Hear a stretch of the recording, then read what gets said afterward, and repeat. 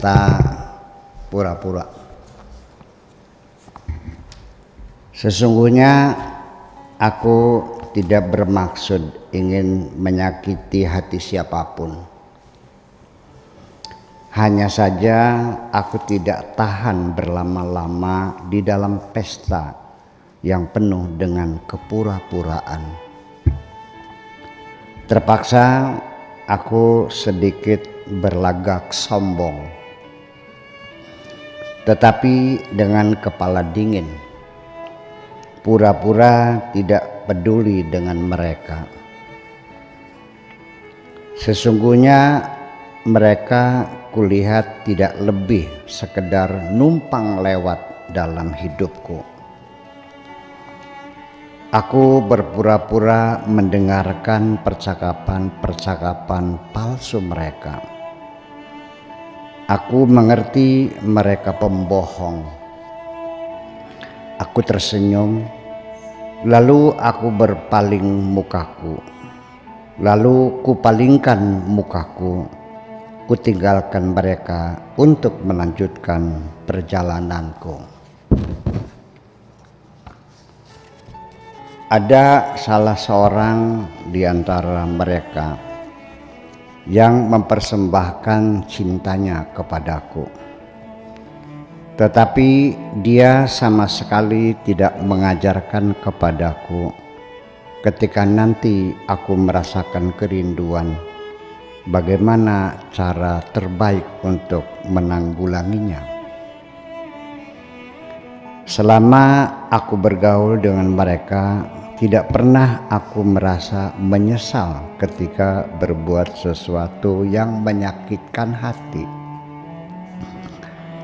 Sehingga lalu dengan sebab itu kemudian mereka meninggalkan diriku.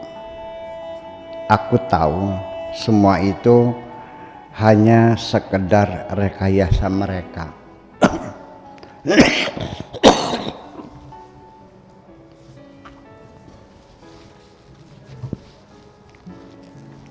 Aku tahu semua itu hanya sekedar rekayasa mereka, dengan sengaja menantikan kesalahanku untuk dijadikan alasan mereka pergi. Mereka itu karena ketika aku ingin pergi, aku pergi saja. Tidak harus permisi dan minta izin. Aku ingin menikmati kebahagiaan hidupku sendiri. Tidak perlu minta penilaian orang lain. Ketika mereka mengetahui, pasti mereka akan mengganggu kedamaian di hatiku. Pasti mereka akan merusak keindahan dalam imajinasiku. Semakin hari, aku semakin yakin bahwasanya setiap orang akan menjalani kehidupannya sendiri. Bahagia dirasakan sendiri dan sengsara dirasakan sendiri. Sehingga yang dapat membahagiakan diriku adalah diriku sendiri. Teori imbal balik aku terapkan dalam hidupku, sehingga siapapun orangnya, seberapa besar orang itu menghormati diriku, maka sebesar itulah pula aku menghormatinya, tidak lebih dan tidak kurang. Dulu kondisi jiwaku, wahai kekasihku, adalah seperti itu. Dulu kondisi jiwaku, wahai kekasihku, adalah seperti itu. Tetapi sekarang setelah aku sering mendapatkan siraman cintamu yang sangat menyejukkan hati ini, segalanya telah berubah. Setelah aku sadar melalui siraman-siraman cintamu, bahwa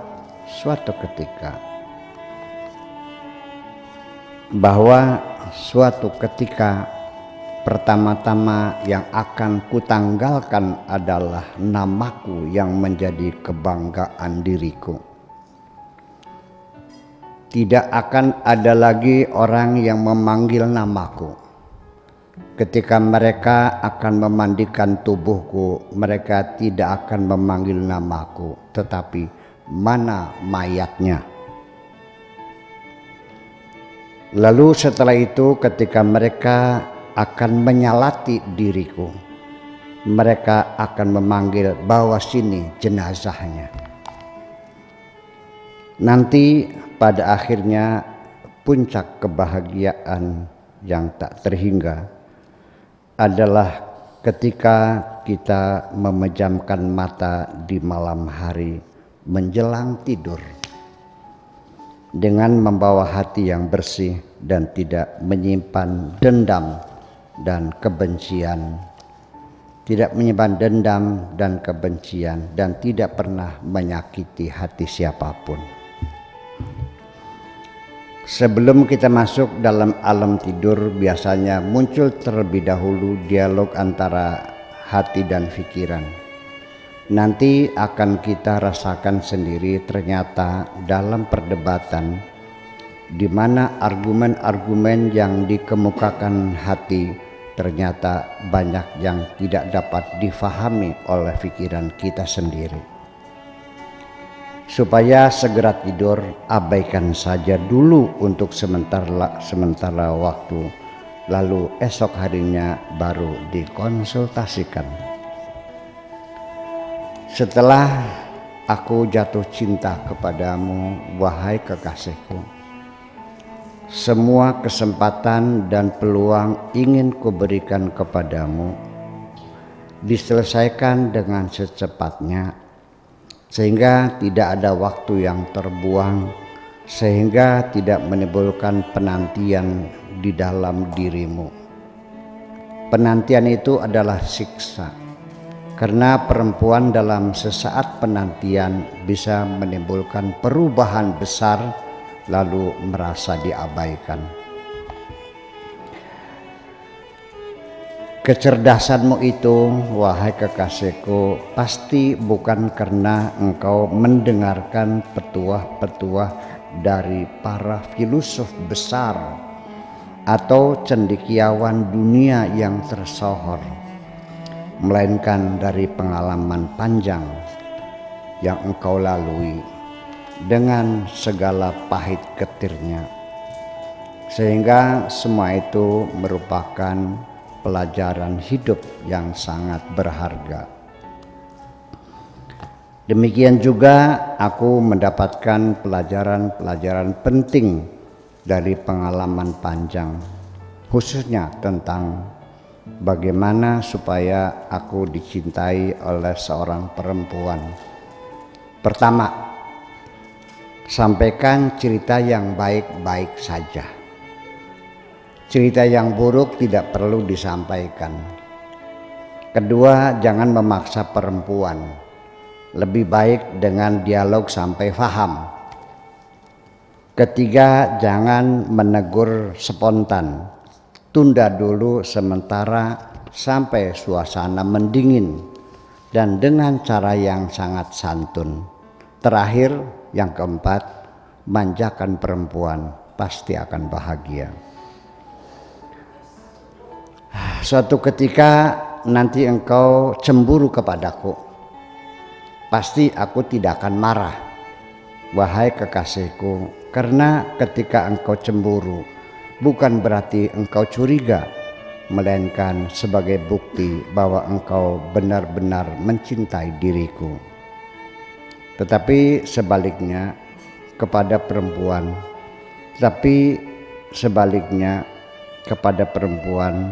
harus kita berikan kepercayaan, tidak usah mengamati dari kejauhan. Cintaku kepadamu sudah bulat, karena aku mengetahui sendiri tentang dirimu secara mendetail. secara mendetail. Hanya aku sendiri, tidak ada orang lain yang dapat menangkap keistimewaan yang ada pada dirimu. Engkau adalah, wahai kekasihku, orang yang punya kecerdasan ketiga.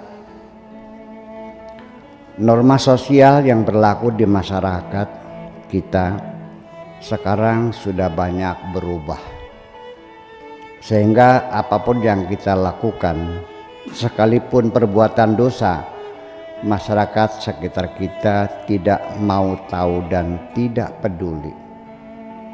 Yang penting asal tidak ketahuan. Tetapi dengan kecerdasan ketiga, engkau, wahai kekasihku, sudah punya kontrol di dalam dirimu sendiri. 10 tahun lamanya kita berpisah.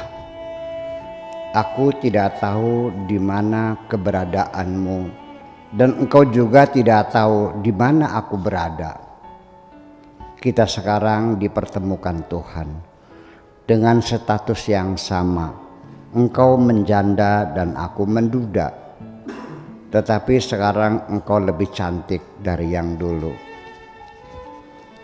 Engkau sangat hebat sekali, wahai kekasihku. Sekalipun mantan suamimu masih terus menjelek-jelekan dirimu, engkau tetap membisu, tidak membantah sedikit pun. Malah engkau serahkan segala kepada Tuhanmu.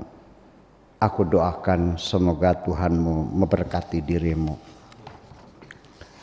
Kita akan menikah secepatnya, tetapi tidak sekarang. Menunggu wabah corona yang sedang menyebar ini dapat diatasi. Semoga kita diberi keselamatan dan kesehatan. Semoga Tuhan memberi izin pesta kita diadakan pada hari Selasa tanggal 5 Mei 2020.